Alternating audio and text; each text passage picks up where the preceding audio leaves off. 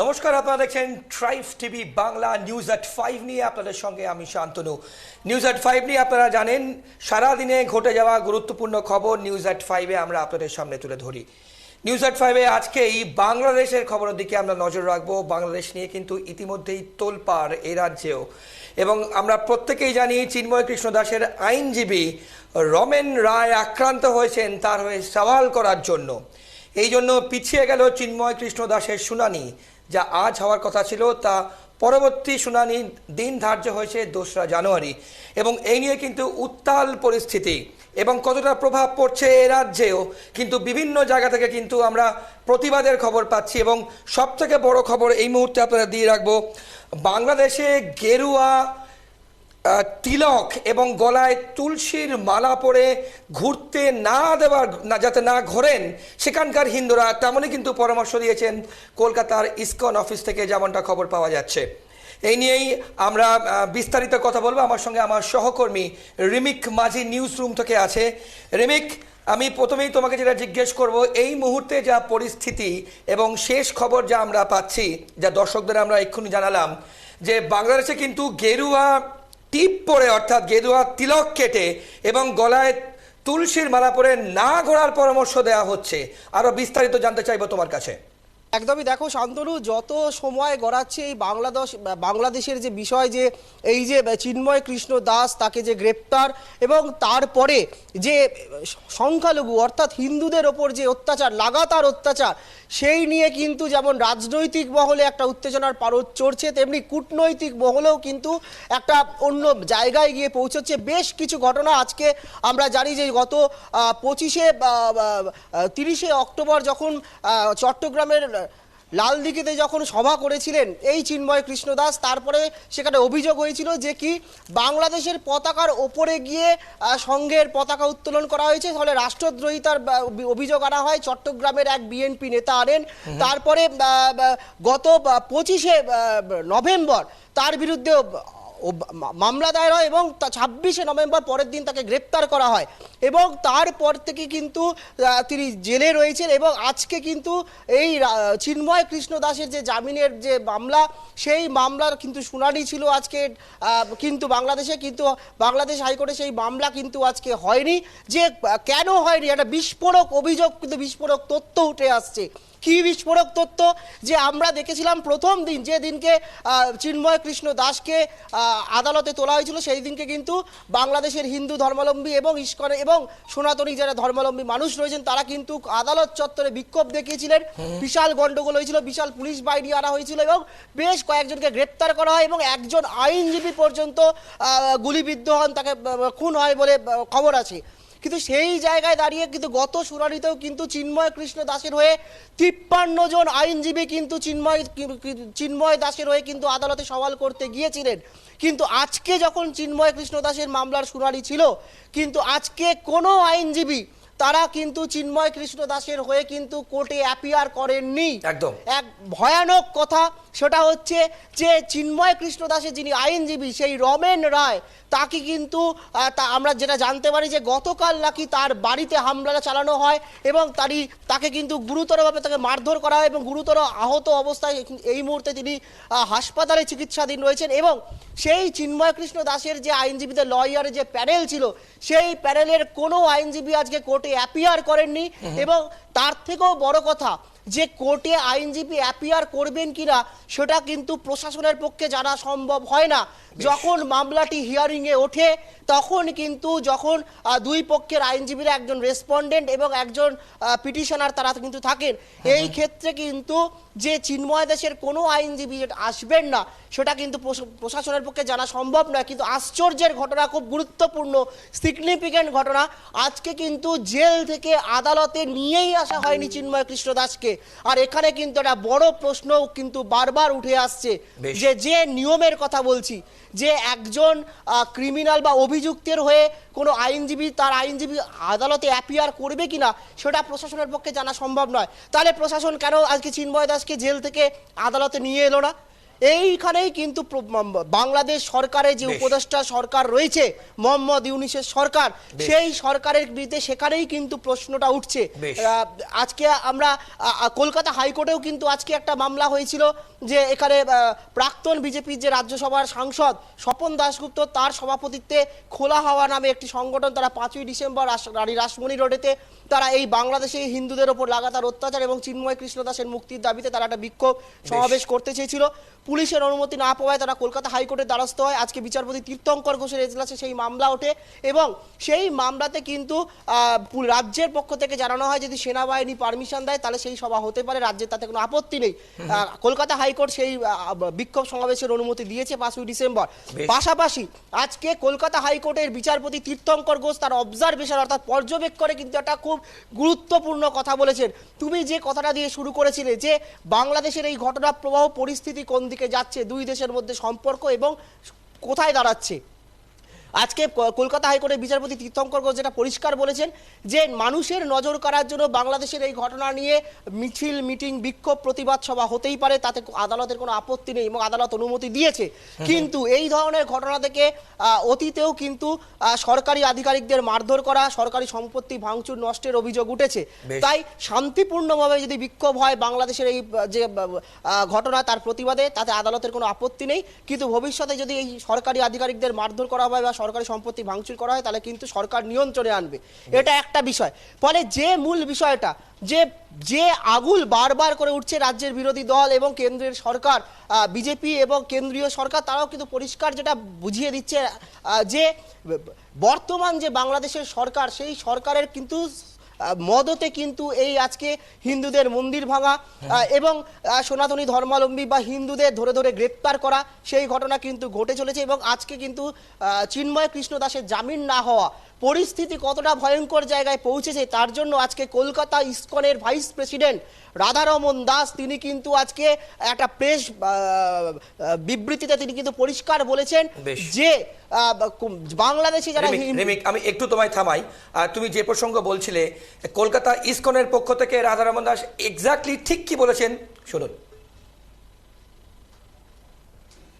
ये पूरा प्रकरण बहुत ही दुखनीय है। आज हम लोग बहुत ही आशा लगाए बैठे थे कि आज उनको शायद जमानत भी मिल सकती है और हम लोग ये भी देखना चाहते थे कि उनकी स्थिति क्या है, क्योंकि लास्ट 10 दिन से वो जेल में थे, तो उनको खाना मिला कि नहीं, उनका स्वास्थ्य कैसा है। लेकिन जहां तक पता चला मुझे कि उनको कोर्ट में भी नहीं लेके आए क्योंकि उनके जो वकील थे वो कोर्ट नहीं पहुंच पाए। हम ये भी देख रहे हैं कि उनके वकीलों पर अटैक हो रहे हैं, तो ये तो स्वाभाविक है कि उनके जो भी उनके पक्ष में खड़ा हो रहा है वो भयभीत रहेगा कि उनके ऊपर भी अटैक हो सकता है। 30 दिन के लिए, 1 महीने के लिए ऑलमोस्ट डेट पीछे कर दी गई है। अब सबसे बड़ी जो हमें चिंता ये हो रही है कि एक ब्रह्मचारी कैसे 30 दिन वहां पर गुजारेगा। और हमें ये भी पता है कि जब उनके जो 2 सहायक उनको प्रसाद और खाना लेके जेल में जा रहे थे तो उनको भी गिरफ्तार कर लिया गया था, तो हम लोग बहुत चिंतित हैं। আপনারা শুনলেন এক্স্যাক্টলি কি বলেছেন রাধারমন দাস, স্টেটমেন্ট আমরা শোনালাম। পাশাপাশি রিমিকে তোমার কাছে আবার ফিরবো, তার আগে আরও একটা তথ্য আপনাদেরকে দিয়ে রাখবো। ভারতীয় হাই কমিশনারকে তলব করেছে ঢাকা বিদেশ মন্ত্রক। আগরতলা, ত্রিপুরা, আমাদের পার্শ্ববর্তী রাজ্য, সেখানকার হোটেল মালিকরা অর্থাৎ সেখানকার যারা হোটেল চালান তারা এটা সিদ্ধান্ত নিয়েছেন যে কোনো বাংলাদেশিকে কিন্তু তারা হোটেলে কোনো রুম অর্থাৎ কোনো ঘর ভাড়া দেবেন না। এই নিয়ে এরপর থেকে কিন্তু ভারতীয় হাই কমিশনারকে তলব করেছে ঢাকা বিদেশ মন্ত্রক। রিমিক একদমই শান্তনু, আজকে কিন্তু আগরতলায় যে বাংলাদেশের ডেপুটি হাই কমিশন রয়েছে সেখানে কিন্তু সেখানকার মানুষরা, ত্রিপুরার মানুষরা তারা বিক্ষোভ দেখায়। কেননা আমরা কলকাতাতেও দেখেছি ইতিমধ্যে এই বাংলাদেশের এই ঘটনার পর কিন্তু একটা বাংলাদেশের প্রতি একটা বিক্ষোভ কিন্তু আস্তে আস্তে পুঞ্জীভূত হচ্ছে। কলকাতার বুকেও আমরা দেখেছি যে ইতিমধ্যেই একটি বেসরকারি নার্সিংহোম তারা কিন্তু পরিষ্কার ঘোষণা করে দিয়েছে যে তারা কোনো বাংলাদেশি রোগীর তারা ট্রিটমেন্ট করবে না।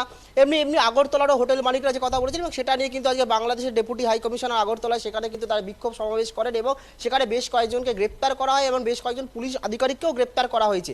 এই ঘটনার পরিপ্রেক্ষিতে আজকে কিন্তু যেটা খবর পাওয়া যাচ্ছে বাংলাদেশ থেকে, যে বাংলাদেশে যে ভারতের যে হাই কমিশনার রয়েছেন, ডেপুটি হাই কমিশনার, তাকে কিন্তু ইতিমধ্যেই বাংলাদেশ বিদেশ মন্ত্রক তলব করেছেন ঢাকাতে তাদের অফিসে, বিদেশ মন্ত্রকের অফিসে।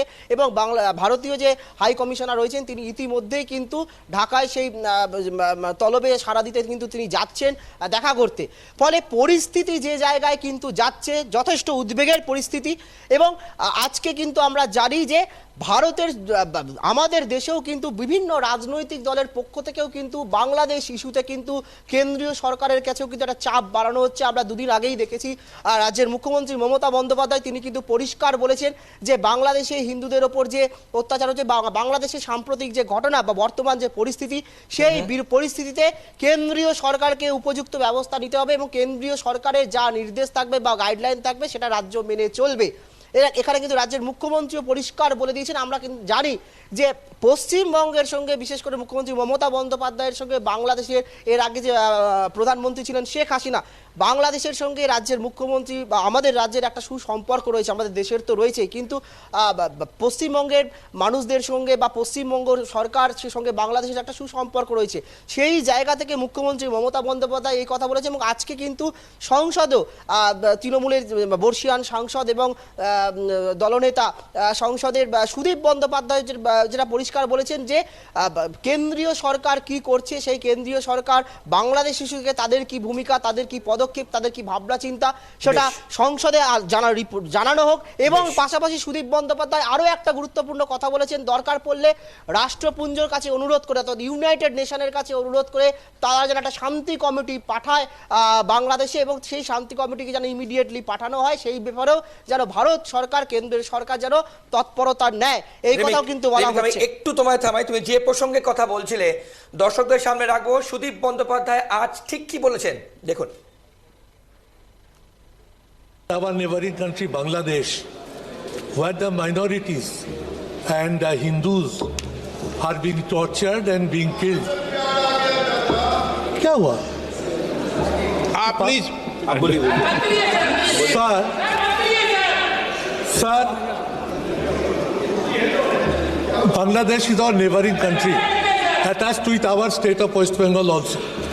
Sir, what we making appeal that let the government of India appeal to United Nations for sending peacekeeping forces at Bangladesh immediately. Sir, government of India is totally silent now, the reason of which is best known to them. Our appeal that let Minister of External Affairs come to the Parliament and intimate us at the latest position of Bangladesh, what is happening over there. Sir, our Chief Minister yesterday adopted a resolution in West Bengal Assembly. Whatever decision government of India will take, West Bengal government will stand by the decision. We want to work together. But the people of Bangladesh want to be safe, and our experiences say many refugees used to come Bangladesh border to our Chief Minister very categorically said that government should not, they should reply. To direct the government side to intimate the house latest position of Bangladesh without our Sarkar.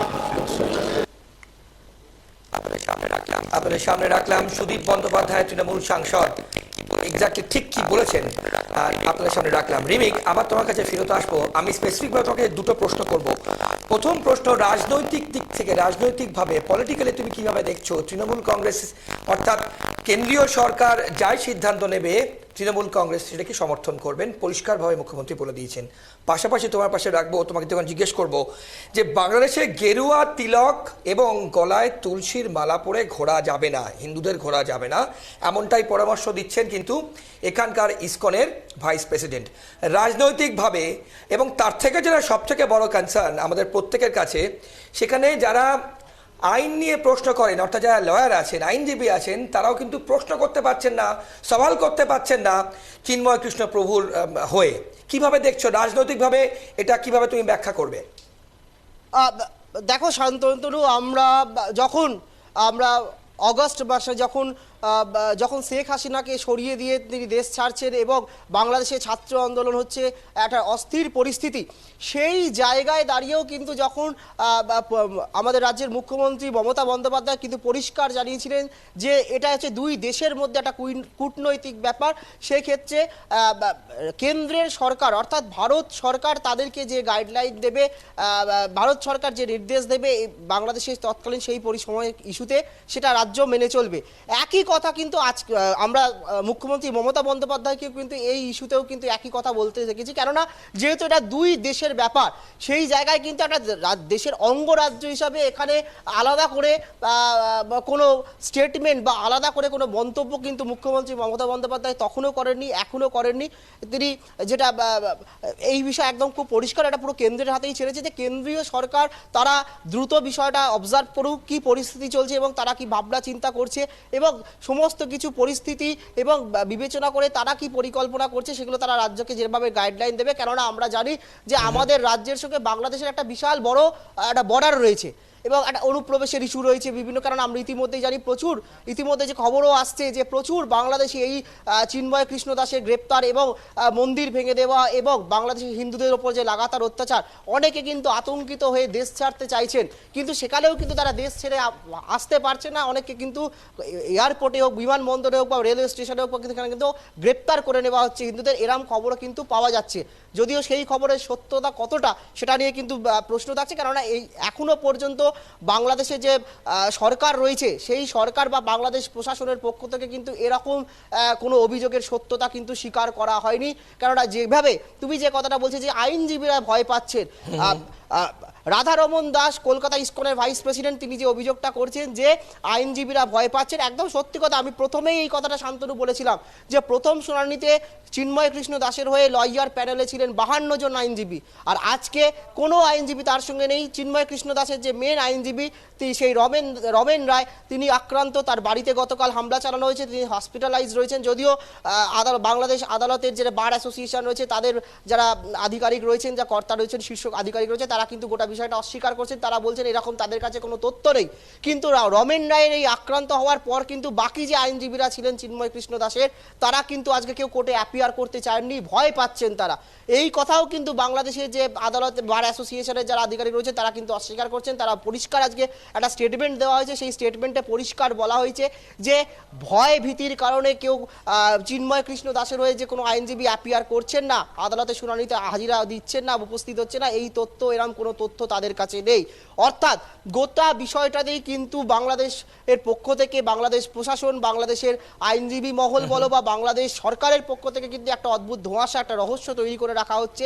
এবং যে প্রশ্ন উঠবেই রাজনৈতিক ফায়দার কথা যেটা তুমি বলছো, অবশ্যই দেখো ভারতের বিদেশ নীতি নিয়ে কিন্তু অনেক বিরোধী দল, কংগ্রেস থেকে শুরু করে আমরা দেখেছি ইসরায়েলের সময়, ইউক্রেন রাশিয়ার যুদ্ধের সময় কিন্তু মোদী সরকারের যতই সেখান থেকে উদ্ধার করে নিয়ে আসা হোক, কংগ্রেসকে আমরা দেখেছিলাম সমালোচনায় সরব হয়েছিল। কিন্তু এখনো পর্যন্ত বিরোধীরা যে কথাটা বারবার বলছেন, আজকে সুদীপ বন্দ্যোপাধ্যায় কিন্তু স্পিকার ওম বিড়লাকে অ্যাড্রেস করে যেটা বললেন সংসদ ভবনে, সেখানে একটা লাইন কিন্তু প্রথমেই বলেছেন যে আমাদের সরকার নিশ্চুপ, নিস্তব্ধ, সাইলেন্ট। কি করেছে, কি এতদিন ধরে ঘটনা চলছে, আজকে প্রায় নভেম্বরের 26 তারিখে গ্রেপ্তার হয়েছেন চিন্ময় কৃষ্ণ দাস।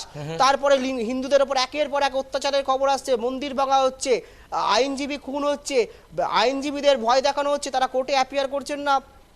ভারত সরকার, ভারতের বিদেশ মন্ত্রক কি করছে, কি ভূমিকা নিচ্ছে, তারা কি ভাবনা চিন্তা করছে, সেই নিয়ে কেন সরকার এখনো পর্যন্ত চুপ রয়েছে? এখানেই কিন্তু প্রশ্ন। বিরোধীরা সেই জায়গাটাতেই রয়েছে, দাবি করছেন যে এত যখন হিন্দু ধর্মাবলম্বী মানুষ বা সনাতনী মানুষ যারা আক্রান্ত হচ্ছেন বাংলাদেশে, সেক্ষেত্রে ভারত এখনো কেন নিশ্চুপ? তারা কি জল মাপতে চাইছে? তারা কি আরো কিছুটা সময় নিতে চাইছে? কি স্ট্যান্ড ভারত সরকারের, ভারতের বিদেশ মন্ত্রকের কি স্ট্যান্ড সেটা সংসদে বলা হোক, সেই কিন্তু দাবিও কিন্তু তুলছেন। ফলে এই মুহূর্তে রাজনৈতিক কোনো রং না থাকলেও তবে এটাকে কিন্তু বিরোধীরা, যদি ভারত সরকারের পক্ষ থেকে সদর্থক কোনো ভূমিকা না থাকে সেক্ষেত্রে কিন্তু বিরোধীরা এটাকে ইস্যু করবে, তাতে কিন্তু কোনো সন্দেহ নেই। কেননা আমরা দেখেছি ইতিমধ্যেই বিজেপি কিন্তু ইতিমধ্যেই এই বিষয়টাকে টেক ওভার করেছে। আমরা দেখেছি দুদিন আগেই পেট্রাপোল বর্ডারে গিয়েছিলেন শুভেন্দু অধিকারী, সেখানে গিয়ে তিনি বর্ডার সিল করে দেওয়ার দাবি জানিয়েছেন এবং বিজেপির পক্ষ থেকে মিটিং মিছিল করা হচ্ছে, বিক্ষোভ কর্মসূচি দেখানো হচ্ছে এবং পাশাপাশি এই প্রশ্নও কিন্তু উঠছে বিজেপির পক্ষ থেকেও করা হচ্ছে যে বামেরাও কেন চুপ রয়েছে। এখনো পর্যন্ত বামেদের দিক থেকেও কোনো রকম সেই রকম কোনো স্টেটমেন্ট বাংলাদেশ ইস্যুতে কিন্তু পাওয়া যায়নি। ফলে এই মুহূর্তে বাংলাদেশ ইস্যু নিয়ে এখনো পর্যন্ত সেইভাবে রাজনৈতিক রং না লাগলেও তবে ভবিষ্যতে যে বিরোধীরা ভারত সরকার বা মোদির গভর্নমেন্ট বা মোদির বিদেশ মন্ত্রক কি ভূমিকা নিচ্ছে, তাদের কি আগামীতে পদক্ষেপ হতে চলেছে বাংলাদেশের, আমাদের চোখ থাকবে সেই দিকে চোখ থাকবে এবং সবার কিন্তু চোখ এখন সেই দিকেই। ফলে এখন সবাই কিন্তু একটু জল মাপছে এবং দেখছে যে সরকারের কি পদক্ষেপ হয় ভারত সরকারের, সেটার অপেক্ষায় কিন্তু সবাই রয়েছে। ফলে ভবিষ্যতে ওপর সরকারের সিদ্ধান্তের ওপর, সরকারের ভূমিকার ওপর নির্ভর করবে যে বিরোধীরা এই বিষয়টা নিয়ে কতটা কেন্দ্রীয় সরকারকে বা মোদির সরকারকে আরো কোণঠাসা করবে বা আক্রমণ করার চেষ্টা করবে। শান্তনু, বেশ, অনেক ধন্যবাদ রিমিক আমাদের সঙ্গে নিউজ রুম থেকে বাংলাদেশের সর্বশেষ পরিস্থিতি এবং এই মুহূর্তে রাজনৈতিকভাবে কতটা তাৎপর্যপূর্ণ সবটাই কিন্তু ব্যাখ্যা করলেন আমার সহকর্মী রিমিক মাঝি। আপনাদের আরও একবার জানিয়ে রাখবো যে বড় খবরের দিকে, বাংলাদেশের খবরের দিকে আমরা চোখ রেখেছি। এই মুহূর্তে বিক্ষোভে উত্তাল বাংলাদেশ এবং সেখানে হিন্দুদেরকে কিন্তু গেরুয়া তিলক মাথায় না পরে, গলায় তুলসীর মালা না পরে বেরোনোর সিদ্ধান্ত, অর্থাৎ না পরে বেরোনোর জন্য কিন্তু পরামর্শ দিচ্ছেন কলকাতা ইসকনের ভাইস প্রেসিডেন্ট। পরবর্তী যে গুরুত্বপূর্ণ খবর দিকে আমরা চোখ রাখবো, চিন্ময় কৃষ্ণপ্রভুর গ্রেপ্তারি এবং হিন্দুদের উপর অত্যাচারের ঘটনায় তোলপাড় গোটা বাংলাদেশ। অপ্রীতিকর ঘটনা এড়াতে হেমতাবাদে ভারত বাংলাদেশ সীমান্তে প্রাচীন মিলন মেলা বন্ধের নির্দেশ দিয়েছে উত্তর দিনাজপুর জেলা প্রশাসন। প্রশাসনের তরফে চলছে মাইকিং।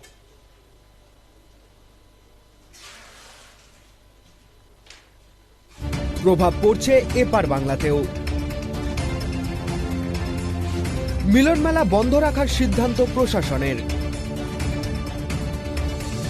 মন ভারাক্রান্ত সীমান্ত পারের বাসিন্দাদের। বহু বছর ধরে ডিসেম্বর মাসের প্রথম সপ্তাহে উত্তর দিনাজপুর জেলার হেমতাবাদ ব্লকের 1 নম্বর চৈনগর গ্রাম পঞ্চায়েতে ভারত বাংলাদেশ সীমান্তে অনুষ্ঠিত হয় মিলন মেলা। সেখানে উপস্থিত হতেন দুই বাংলার মানুষরা। মেলার পর যে যার দেশে ফিরে যেতেন। কিন্তু এবছর ছবিটা অন্যরকম। বাংলাদেশের অশান্ত পরিস্থিতির কারণে এই মিলন মেলা বন্ধ রাখার সিদ্ধান্ত নিয়েছে বিএসএফ ও ব্লক প্রশাসন। একসময় অবিভক্ত বাংলায় দিনাজপুরের পীরগঞ্জে ওই অংশে পাথর কালী পুজোকে কেন্দ্র করে বসত মেলা। বর্তমানে সেই পাথর কালী পুজো বাংলাদেশের পীরগঞ্জে হয়ে থাকে।